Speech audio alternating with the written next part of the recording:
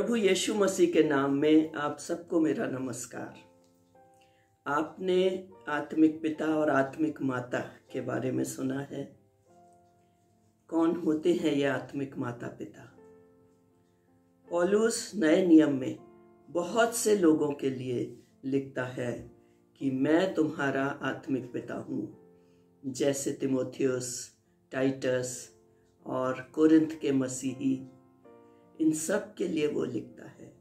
आत्मिक पिता या आत्मिक माता क्या करते हैं अपने आत्मिक बच्चों के लिए, और यही हमारा आज का मनन का विषय है। तो चलिए हम आज के बाइबल पाठ पर चलते हैं, जो कि है पहला कुरिन्थियों 4 अध्याय और 14 से 17। चलिए हम पढ़ते हैं। पहला कुरिन्थियों 4:14 से 17 लिखा है, मैं तुम्हें लज्जित करने के लिए ये बातें नहीं लिखता, परंतु अपने प्रिय बालक जानकर तुम्हें चिताता हूँ, क्योंकि यदि मसीह में तुम्हारे सिखाने वाले 10,000 भी होते तो भी तुम्हारे पिता बहुत से नहीं, इसलिए कि मसीह यीशु में सुसमाचार के द्वारा मैं तुम्हारा पिता हुआ। सो मैं तुमसे विनती करता हूं कि मेरी सी चाल चलो। इसलिए मैंने तिमोथियस को, जो प्रभु में मेरा प्रिय और विश्वास योग्य पुत्र है, तुम्हारे पास भेजा है, और वह तुम्हें मसीह में मेरा चरित्र स्मरण कराएगा, जैसा कि मैं हर जगह हर एक कलीसिया में उपदेश करता हूं। ये पौलुस कुरिन्थियों के मसीहियों को, कोरिन्थ की मंडली को लिख रहा है। वो उन्हें अपने बच्चे कहता है और खुद को उनका पिता। वो ऐसा क्यों कहता है? क्योंकि कुरिन्थ में पौलुस ने सुसमाचार प्रचार किया था अक्विला और प्रिस्किला के साथ। प्रेरितों 18 में हम पढ़ते हैं, और वहां पर ये कलीसिया उसने स्थापित की थी। 1.5 साल वहां रहकर उनको प्रभु में बढ़ाया था, और फिर वो वहां से चला गया था। अब उसको खबर मिली है कि वहां बहुत सारी समस्याएं हैं चर्च में, कलीसिया में। सो वो ये पत्र लिख रहा है। और इसी वचन अंश से आइए हम देखते हैं कि आत्मिक माता पिता अपने आत्मिक बच्चों के लिए क्या क्या करते हैं। चलिए हम इस वचन अंश से देखते हैं। 14 से 17 पदों में पौलुस कुछ बातें बताता है। पहली बात यह है कि 14 पद में जो हम पढ़ते हैं, वो लिखता है कि मैं तुम्हें शर्मिंदा करने के लिए नहीं लिख रहा, लेकिन मैं तुम्हें चिताना चाहता हूं। अपना प्रिय बालक समझकर पौलुस उनको चिताता है। ये पहला काम है जो आत्मिक पिता या माता करते हैं। और चिताने का अर्थ क्या है? सुधारना, डांटना, फटकारना, सही रास्ते पर लाना, वार्निंग देना। दुनियावी माता पिता भी यही करते हैं। जब बच्चे को गलत रास्ते पर देखते हैं, उनको सुधारते हैं और चिताते हैं। और प्रियो, क्या पासबानों की भी यही सेवकाई नहीं है? जरूर है, क्योंकि पासबान भी आत्मिक पिता हैं, और उनको अवश्य चिताने का काम करना चाहिए। कई लोग चिताने को या सुधारने को सुनना नहीं चाहते, एक्सेप्ट नहीं करना चाहते। और जॉन कैल्विन कहते हैं कि कलीसिया में बहुत सारे ऐसे मसीही होते हैं जो नहीं चाहते कि कोई भी अगुवा उनको चिताए या सही करे। और जॉन कैल्विन को खुद जिनेवा का एक चर्च छोड़ना पड़ा था। वहाँ की पासबानी छोड़नी पड़ी थी, क्योंकि वहाँ की कलीसिया उनसे सुधार या चिताना नहीं लेना चाहते थे। और ये दुख की बात है एक आत्मिक पिता या माता का काम होता है अपने आत्मिक बच्चों को सुधारें, चिताएं, आवश्यकता पड़ने पर डांटें और फटकारें, सही रास्ते पर लेकर आएं। दूसरी बात इस वचन अंश में हम पाते हैं, पौलुस कहता है तुम्हारे सिखाने वाले 10,000 भी हों, लेकिन आत्मिक पिता सिर्फ मैं हूं।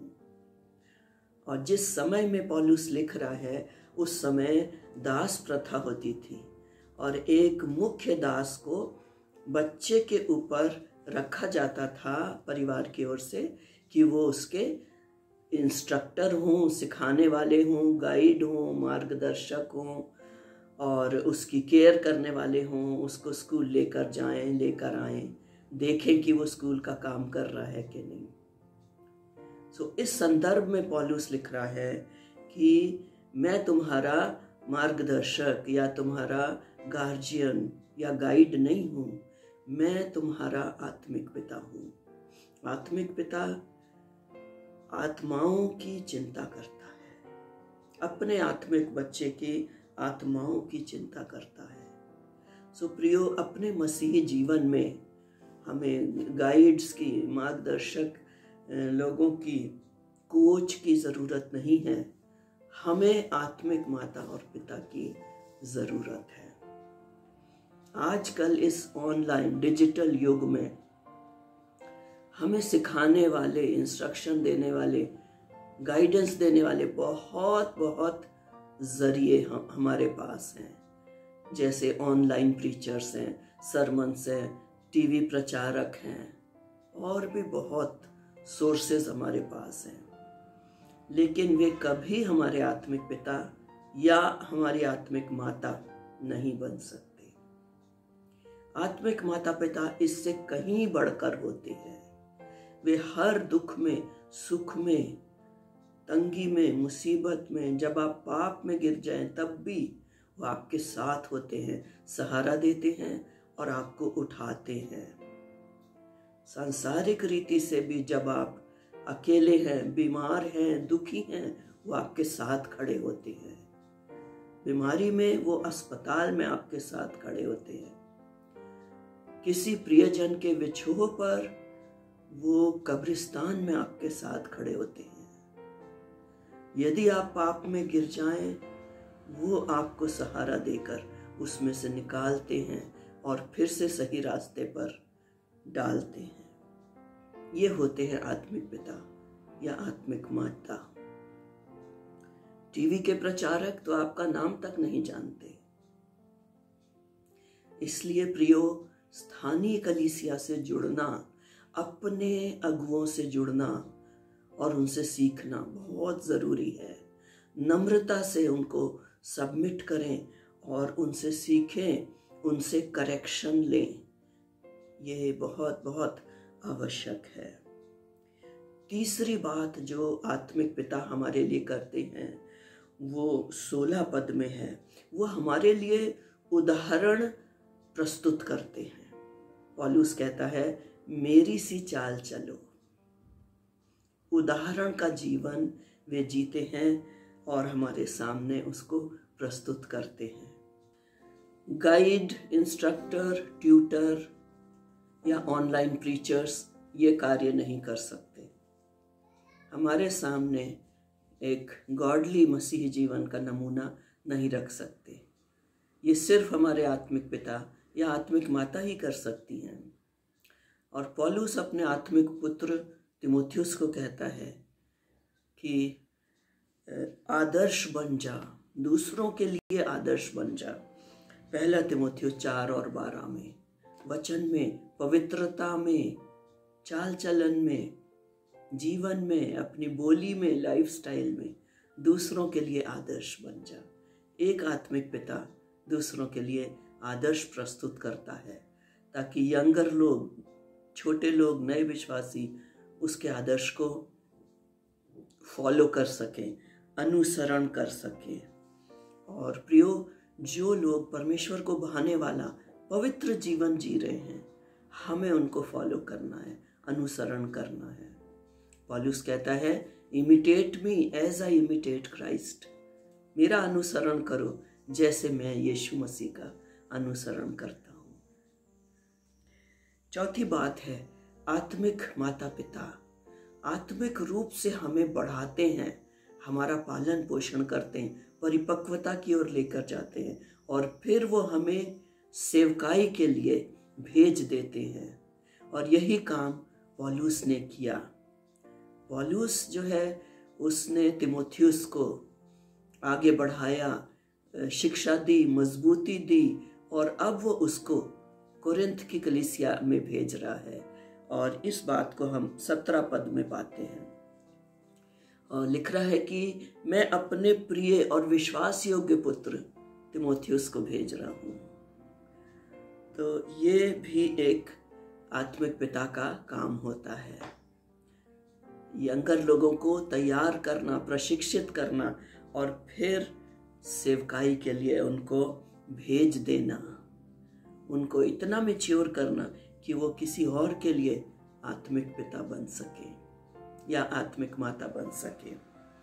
और अंतिम बात जो हम इस वचन खंड में पाते हैं वो ये है कि आत्मिक पिता या आत्मिक माता हमको मसीही सिद्धांतों, डॉक्ट्रिन्स की भी शिक्षा देते हैं और साथ ही साथ उन सिद्धांतों को लागू करके व्यवहारिक मसीही जीवन कैसे जीना है वो भी सिखाते हैं।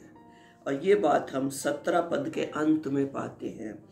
पौलुस लिखता है कि मैं हर जगह, हर कलीसिया में उपदेश करता हूँ। ये उपदेश करने का क्या अर्थ है? मैं मसीही विश्वास के सिद्धांतों को सिखाता हूँ। मसीही विश्वास के बेसिक फाउंडेशनल सिद्धांत क्या है? कि परमेश्वर एक है, प्रभु यीशु मसीह एकमात्र रास्ता है परमेश्वर तक जाने का। प्रभु यीशु मसीह की बलिदानमय मृत्यु के द्वारा हम उद्धार पाते हैं और अनुग्रह से हमें उद्धार मिलता। तो ये हैं बेसिक बातें, सैद्धांतिक बातें जिनको एक आत्मिक पिता अपने आत्मिक बच्चे को सिखाता है। साथ ही साथ पौलुस लिखता है कि तीमुथियुस जो आ रहा है वो तुम्हें मेरा चरित्र याद कराएगा। चरित्र क्या है? मसीही सिद्धांतों को लागू करते हुए जीवन जीना, practical application of the Christian doctrines, वो है लाइफ एप्लीकेशन, लागू करते हुए। तो एक आत्मिक पिता मसीही सिद्धांत भी सिखाता है और उनको व्यवहारिक रूप से लागू करके कैसे जीना है वो भी सिखाता है। ये भी उसकी ड्यूटी और जिम्मेदारी है। कुरिन्थ के मसीहियों में प्रॉब्लम क्या थी? वो सिर्फ सिद्धांत जानते थे पर उन्होंने लागू नहीं किया था अपने जीवन में, इसलिए उस कलीसिया के अंदर बहुत सारी समस्याएं थीं जिनका समाधान हल करने के लिए पौलुस ने ये पत्र लिखा और तीमुथियुस के जरिए से इस पत्र को भेजा। प्रियो, आत्मिक माता या आत्मिक पिता हमारे चर्च के पासवान भी हो सकते हैं, यूथ लीडर भी हो सकते हैं, संडे स्कूल टीचर भी हो सकते हैं, या और भी कोई परिपक्व मसीही जो आपकी कलीसिया में है वो हो सकते हैं, या आपके परिवार में हैं वो हो सकते हैं, जो प्रभु के साथ बहुत लंबे समय से चल रहे हैं और एक सच्चा मसीही जीवन जी रहे हैं। सो प्रियो, आत्मिक पिता या माता होना एक छोटी सेवकाई नहीं है, इस बात से आप सहमत होंगे। और अंत में मैं 2 प्रश्न आपके साथ छोड़ती हूँ। पहला प्रश्न, यदि आप एक परिपक्व मसीही हैं, बहुत समय से प्रभु के साथ चल रहे हैं, तो आप किस किस के लिए आत्मिक पिता हैं या आत्मिक माता है? कितने नए विश्वासी या युवा लोग